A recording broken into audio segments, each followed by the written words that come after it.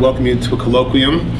It's now December 8th, 2010, Wednesday morning, 589 Fifth Avenue, right opposite Rockefeller Center. We have a colloquium on Summa Metaphysica, the two-book series, God and Evil and God and Good. God and Evil was published in 1988, God and Good was published in 2008. We have with us Professors Lawrence Schiffman and Micah Gottlieb. Currently at NYU and Princeton respectively this year.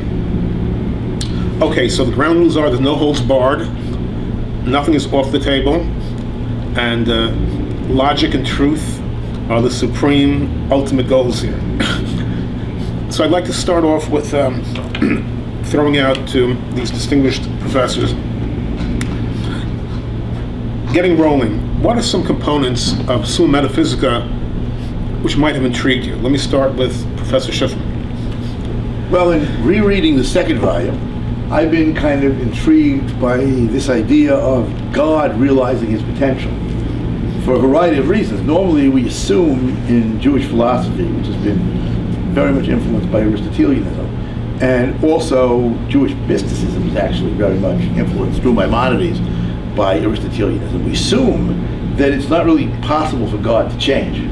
And it appears that if you speak of a God who's reaching his own potential, that there's some kind of a progress that's going on of within God or something like that. And normally this would be considered to be rather, let's be honest, strange. Now, in this case, it seems like it's an extension somehow of the overall assumptions of Volume 1 that the growth of the human enterprise and of the world around us is really playing out one's potential. But with the divine, it's a rather original idea and needs some clarification.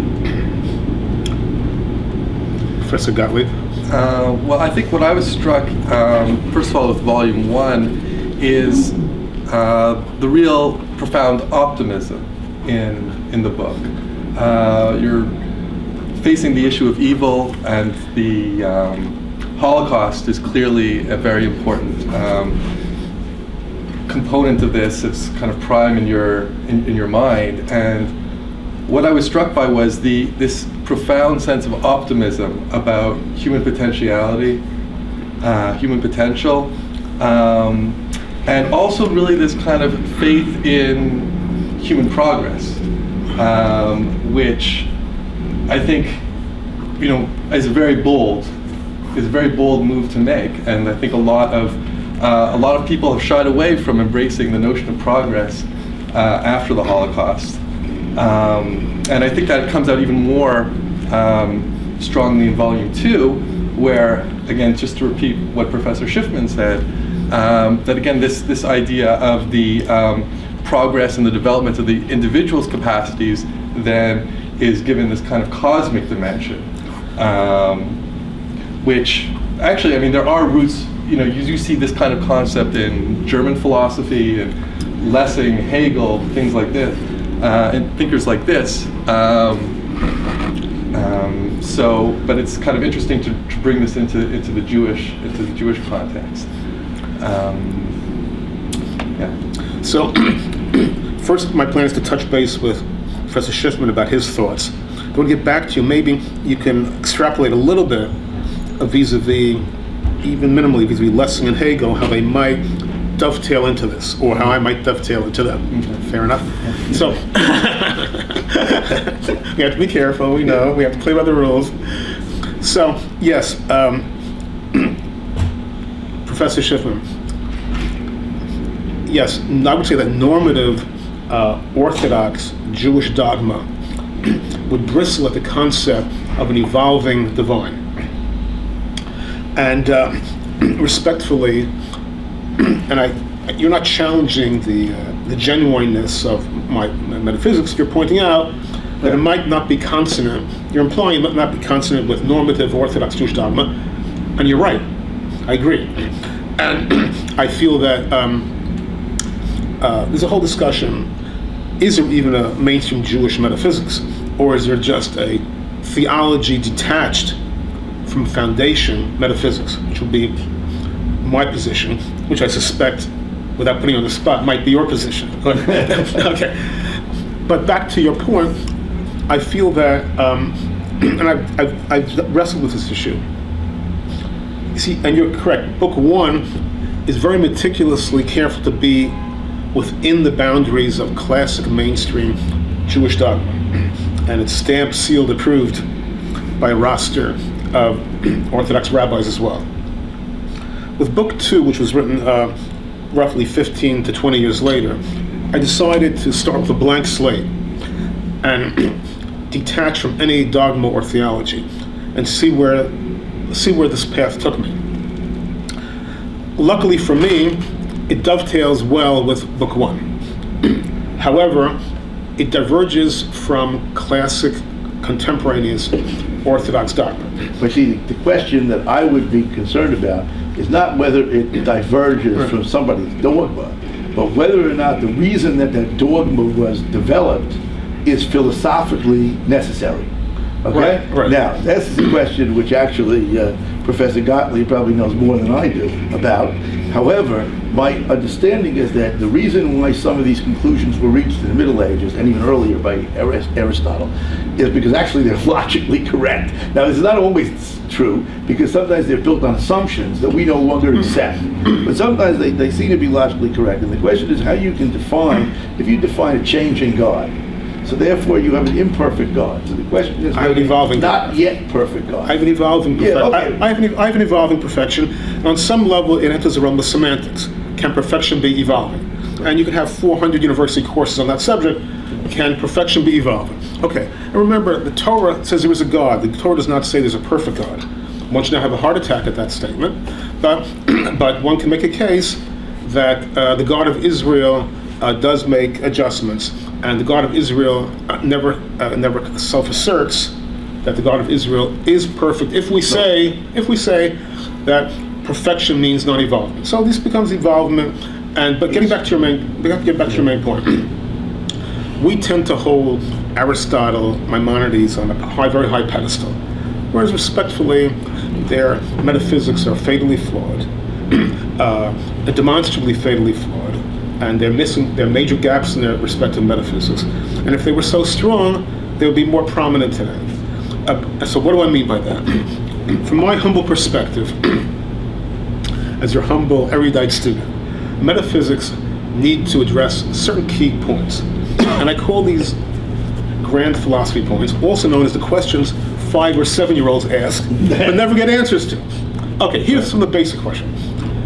If there is a God, if there's a classic God of Israel, where did this God come from? If there's a classic God of Israel, why is there a Holocaust? If there's a classic God of Israel, why have you and I never directly encountered this God of Israel? And if there's a classic God of Israel, where is this all heading?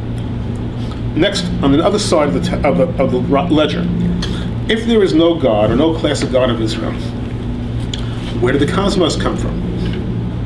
If there is no God, why is there a cosmos? If there is no God, where is the cosmos headed? And whether or not there is a God, why is there gross evil? So from my humble perspective, neither Aristotle nor the towering Maimonides and all deal with these issues adequately, or even often clearly. That isn't exactly the question. I'll explain to you why. Okay. Because the question is, on some of this, whether or not the points made on a particular issue are correct. Now, there's no question that when you read the Bible and you read the Midrash, and certainly when you read Jewish mystical literature, there are, let's call it, changes of mind of God. There are reactions to newer circumstances. There are even things that you would call, if you didn't have some kind of theological baggage, errors or mistakes in the way the narrative tells it. Okay. But that isn't exactly the issue, because of all the questions you raise, there's one that sticks out from all the others, and that's, where does God come from? Now, of all these questions that you mentioned, in each one of them, we could argue the particular issue one way or another, and it wouldn't necessarily matter. But the question of where does God come from would. Now, according to, unless I misunderstand, so explain that. Why does that stand out? Because basically, the classical assumption was always that God has always been there, and that God pre-exists that which He created. Because it's logically impossible for God to create something which existed before. Now, that might not be true if you live in a time. And admittedly, this gets to a whole question that we have to address sometime, that a lot of what we're talking about is how we understand things around us and not what they really are. Okay. However, the point is that those assumptions, at least within the way most of us talk when we mention a God, are actually correct assumptions. Because we assume that the God, and I believe you write this, is essentially the creator of the universe. Now, if that's the case, if that's the answer to the kid's question that you mentioned, somehow or another, even if we don't know how, then if the potential is developing of God over time, then it had to have a starting point. If it doesn't have a starting point, then it doesn't seem to make any sense that it developed from A to B.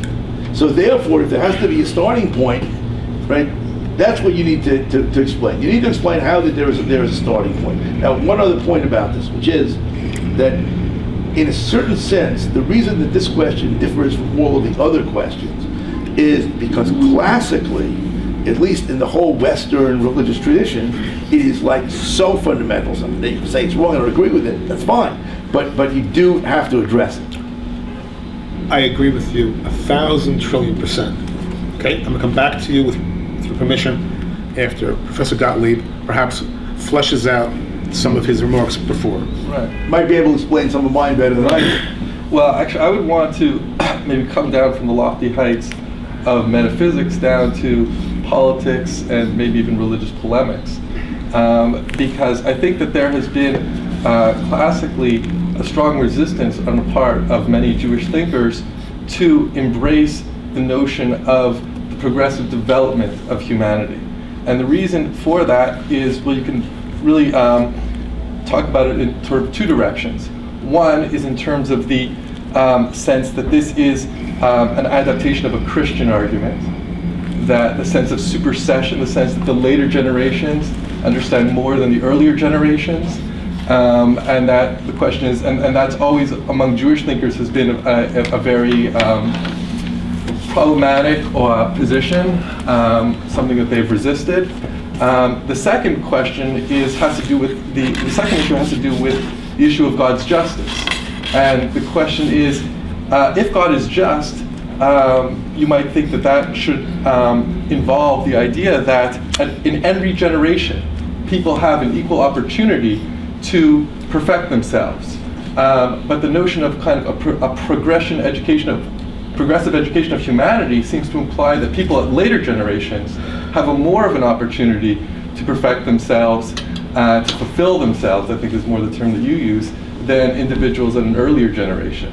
And so that was seen by certain thinkers like Moses Mendelssohn as contravening divine justice, divine goodness.